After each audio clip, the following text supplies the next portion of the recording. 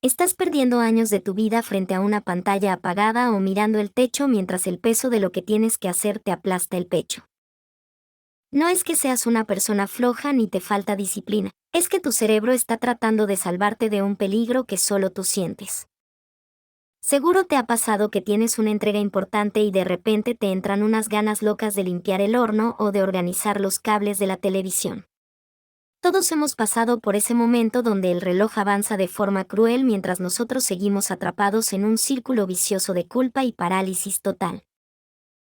Hoy vamos a descubrir por qué las agendas de colores y las aplicaciones de productividad no te han funcionado hasta ahora y qué está pasando realmente en tu cabeza. Te voy a contar las historias reales de personas que estaban hundidas en este pozo y cómo entendieron que su problema no era el tiempo, sino sus emociones. Vamos a conocer a Laura, una chica que tenía todo planeado en su libreta nueva pero terminó pasando 4 horas seguidas mirando fotos de gente que no conoce en internet. Laura se despertaba cada lunes con la energía de quien va a conquistar el mundo, compraba café caro y se sentaba frente a su computadora con mucha determinación. Pero en cuanto abría el archivo en blanco, sentía un nudo en el estómago tan fuerte que necesitaba cerrarlo de inmediato para poder respirar con normalidad. Ella pensaba que era falta de voluntad, pero la realidad era que su mente detectaba esa tarea como si fuera un león hambriento a punto de atacarla en la selva. Ese nudo en el estómago es la clave de todo esto, porque la procrastinación no es un problema de gestión de minutos, sino de gestión de sentimientos negativos. Procrastinamos para protegernos del aburrimiento, de la inseguridad, de la ansiedad o del miedo al fracaso que nos genera una actividad específica que vemos como una amenaza. Si no atacamos la raíz emocional del problema, puedes comprarte la mejor agenda del mundo y seguirá terminando en el fondo de un cajón antes de que acabe el mes. Hablemos de Andrés, un diseñador gráfico con un talento increíble que estuvo a punto de perder su mejor contrato por no poder empezar un simple logo. Andrés es el ejemplo perfecto del perfeccionismo paralizante, esa voz interna que te dice que si no va a ser perfecto, mejor no lo hagas todavía. Él pasaba horas buscando referencias, mirando tipos de letras y colores, pero nunca ponía la primera línea en el papel porque le aterrorizaba que el resultado fuera mediocre. Andrés me decía que prefería que su jefe lo regañara por entregar tarde a que lo juzgara por haber entregado algo que no fuera una obra de arte absoluta. Es una trampa mental muy común donde preferimos que nos vean como personas descuidadas antes que como personas que no tienen suficiente talento para brillar. La parálisis por análisis es real y Andrés se quedaba atrapado en un exceso de opciones infinito que le impedía dar el paso más sencillo de todos. Para él, cada proyecto era una prueba de su valor como ser humano, y esa presión es tan grande que el cerebro simplemente decide desconectarse para no sufrir. Andrés tuvo que aprender a permitirse ser un principiante de nuevo y a aceptar que el primer borrador siempre tiene derecho a ser un desastre total. Hasta que no entendió que su valor no dependía de un dibujo, no pudo volver a mover el lápiz sin sentir que se estaba jugando la vida en cada trazo. Luego tenemos el caso de Sofía, una estudiante de oposiciones que es la reina de lo que llamamos la procrastinación productiva, algo muy engañoso y peligroso. Sofía no se queda acostada durmiendo, ella limpia toda la casa, hace la compra para la semana y cocina platos elaborados justo cuando tiene que estudiar. Ella siente que está siendo útil porque su casa brilla como un diamante, pero en el fondo sabe que está huyendo del examen que tanto le asusta. Si su casa está limpia, Sofía siente que tiene el control de su vida, aunque por dentro su futuro profesional sea un caos absoluto de apuntes sin leer. Es un mecanismo de defensa muy astuto porque te da una sensación falsa de logro mientras la tarea principal sigue creciendo como un monstruo bajo la cama. El cerebro de Sofía detecta que estudiar es una tarea difícil y aterradora, así que la amígdala envía una señal de alerta roja para que busque seguridad inmediata. Lavar los platos o barrer el suelo le da un alivio temporal y una pequeña dosis de dopamina que calma su ansiedad por unos minutos antes de que vuelva la culpa. El problema es que ese alivio es como poner una pequeña curita en una herida profunda que necesita puntos, porque el problema sigue ahí cuando termina de limpiar. Sofía vivía en un ciclo de culpa crónica donde nunca disfrutaba de su descanso porque siempre sentía que debería estar haciendo otra cosa más importante.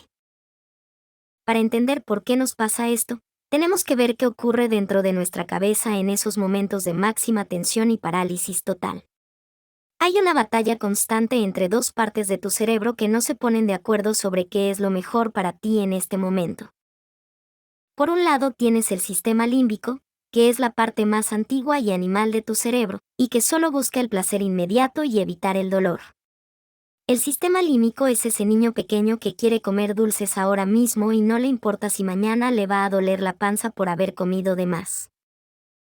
Por otro lado está la corteza prefrontal, que es la parte más moderna y racional que entiende las metas a largo plazo y las consecuencias de tus actos. La corteza prefrontal sabe que tienes que trabajar hoy para poder pagar la renta el mes que viene, pero el sistema límbico es mucho más rápido y ruidoso.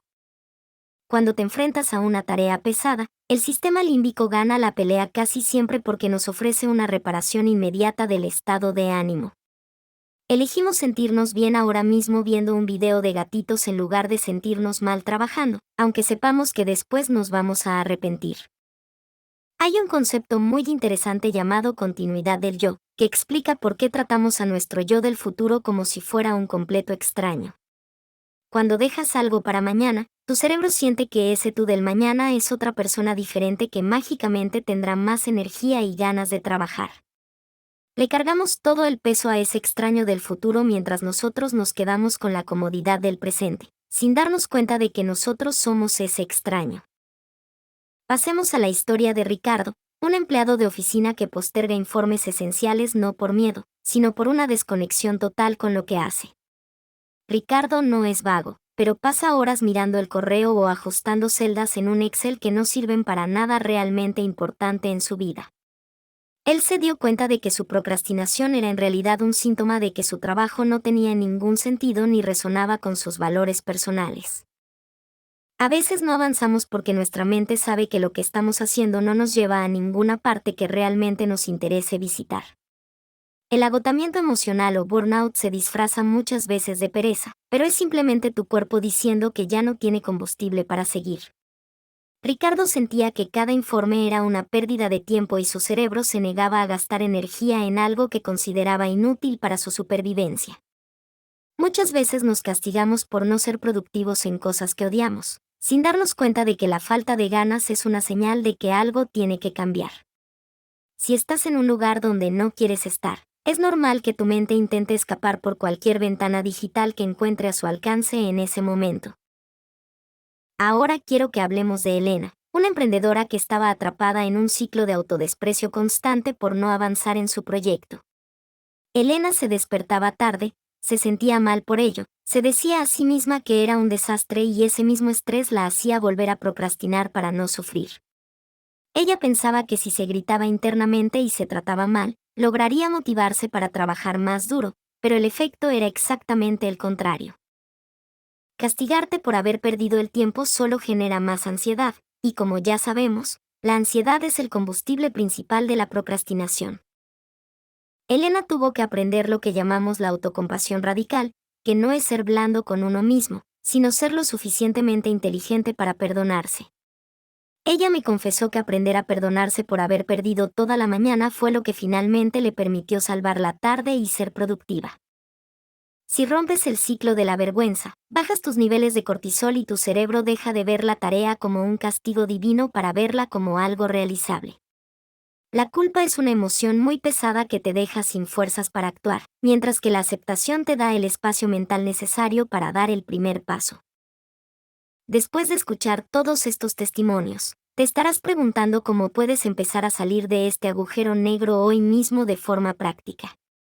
Lo primero es aplicar la regla de los 5 minutos, que consiste en decirte a ti mismo que solo vas a trabajar en la tarea durante 5 minutos seguidos. El secreto es que empezar es el 80% del esfuerzo total, porque una vez que arrancas, el miedo inicial empieza a desaparecer poco a poco. Cuando le quitas la presión de terminar algo gigante y solo te enfocas en empezar algo diminuto, tu cerebro deja de enviar señales de alarma de incendio.